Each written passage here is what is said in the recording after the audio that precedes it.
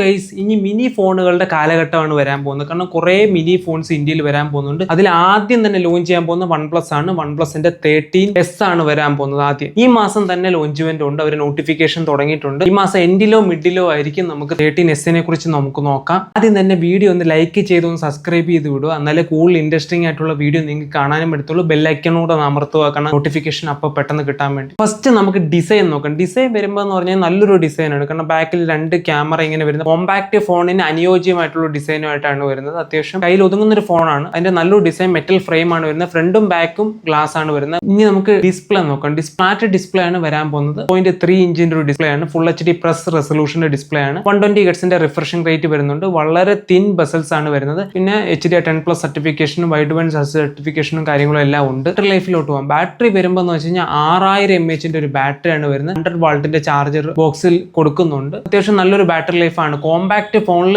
അത്യാവശ്യം നല്ലൊരു ബാറ്ററി തരുന്ന ഒരു ഫോണും കൂടാണ്. കാരണം കോമ്പാക്ട് ഫോൺ എന്ന് പറയുമ്പോഴേ നമുക്ക് 5000 താഴോട്ട് mAh ഒക്കെ ഉള്ളൂ. ഈ ഒരു സെഗ്മെന്റിൽ 6000 mAh വരെ OnePlus കൊടുക്കുന്നുണ്ട്. അത് നല്ലൊരു കാര്യമാണ്. കാരണം നല്ലൊരു കോമ്പാക്ട് ഫോണിൽ 6000 mAh എന്ന് പറയുമ്പോൾ നല്ല കൂടുതലായിട്ട് ബാറ്ററി ലൈഫ് നിൽക്കും. അടുത്ത നമുക്ക് പ്രോസസ്സർ നോക്കാം. പ്രോസസ്സർ വരുമ്പോൾ എന്ന് പറഞ്ഞു കഴിഞ്ഞാൽ സ്നാപ്ഡ്രാഗണിന്റെ ഫ്ലാഗ്ഷിപ്പ് ലെവലായിട്ടുള്ള പ്രോസസ്സറാണ്. 888 എന്ന പ്രോസസ്സറാണ് വരുന്നത്. UFS സ്റ്റോറേജ് 4.0 ആണ് വരുന്നത്. USB 3.2 ആണ് വരുന്നത്. അത്യാവശ്യം ഡാറ്റ ട്രാൻസ്ഫറിംഗ് സ്പീഡും എല്ലാം പെർഫെക്റ്റ് ആയിട്ട് നടക്കും. വിത്ത് DDR-ന്റെ 5x RAM ആണ് വരുന്നത്. ഇത് വരാൻ പോകുന്നത് 8GB RAM 12GB RAM രണ്ട് പേരിലാണ് വരാൻ പോകുന്നത്.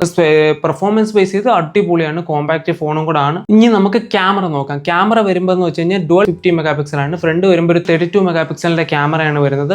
റിയൽ ക്യാമറയിൽ നമുക്ക് 4K 60 FPS വരെ പോകും. 8K 30 FPS സപ്പോർട്ട് ഉണ്ട്. ഫ്രണ്ടിൽ നിന്ന് പറഞ്ഞാൽ 4K 60 വരെ സപ്പോർട്ട് ഉള്ളൂ. റിയലിൽ മാത്രം നമുക്ക് 8K 30 FPS. അതിന് അത്യാവശ്യം ഫ്ലാഗ്ഷിപ്പ് ലെവൽ തന്നെ കൊടുത്തിട്ടുണ്ട്. 8K റെക്കോർഡിംഗ് ഉൾപ്പെടെ. പിന്നീട് രണ്ട് 50 മെഗാ സെൻസർ ആയതുകൊണ്ട് അടിപൊളിയായിരിക്കും. ഒരു മെയിൻ സെൻസർ, ഒരു അൾട്രാ വൈഡ് ആംഗിൾ സെൻസറും ആണ് വരുന്നത്. നമുക്ക് OS നോക്കാം. OS വരുമ്പോൾ നമ്മുടെ യൂഷ്വലി വരുന്ന ഓക്സിജൻ OS ആണ്.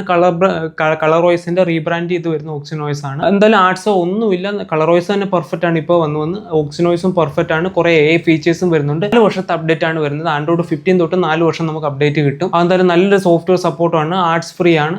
പിന്നെ നമുക്ക് അറിയാലോ OnePlus green line issue lifetime വാറണ്ടിയാണ് കൊടുക്കുന്നത്. അത് നല്ലൊരു കാര്യമാണ്. നമുക്കിപ്പോൾ ട്രസ്റ്റ് ചെയ്ത് എടുക്കാൻ പറ്റുന്ന ഒരു കമ്പനിയാണ്. നമുക്ക് ഗ്രീൻ ലൈൻ വരുമോ ഇല്ലയോ എന്നാണ് എല്ലാവർക്കും ഭയം. പക്ഷെ അവിടെ നമുക്ക് OnePlus ഒരു ട്രസ്റ്റ് തരുന്നുണ്ട്. ഗ്രീൻ ലൈൻ വന്നോ ഞങ്ങൾ ഗ്യാരണ്ടി, ലൈഫ് ടൈം ഗ്യാരണ്ടിയാണ് പറയുന്നത്. ആദ്യം തന്നെ ഗ്രീൻ ലൈൻ വരുമോ എന്നാണ് ആൾക്കാർ ചിന്തിക്കുന്നത്. ഒരു മൊബൈൽ വില കൊടുത്തെടുക്കുമ്പോൾ 50,000-70,000 രൂപയും കൊടുത്തെടുക്കുമ്പോൾ ആൾക്കാർക്ക് ഭയമാണ്. കാരണം ഇത് കിട്ടിയില്ലെങ്കിലോ. അപ്പോൾ ഒരു അഷുറൻസ് ഇവിടെ കിട്ടുന്നത് അത് നല്ലൊരു കാര്യമാണ്. എനിക്ക് OnePlusനോട് ഹാൻഡ്സ് ഓഫ് ചെയ്യുന്നു. അവർ തെറ്റ് മനസ്സിലാക്കി അത് നമുക്ക് തരുന്നു എന്ന് പറയുമ്പോൾ അതൊരു വലിയൊരു കാര്യമാണ്. OnePlusന്റെ പ്രൈസിങ് വരാൻ പോകുന്നത് ഒരു 49,999, ഒരു 50,000 രൂപയ്ക്കാണ് ഇതിന്റെ പ്രൈസ് വരാൻ പോകുന്നത്. 50,000-അകത്ത് അണ്ടറിൽ കിട്ടും. 45,000 to 50,000 rupees ആണ് ഞാൻ എക്സ്പെക്ട് ചെയ്യുന്ന പ്രൈസ്.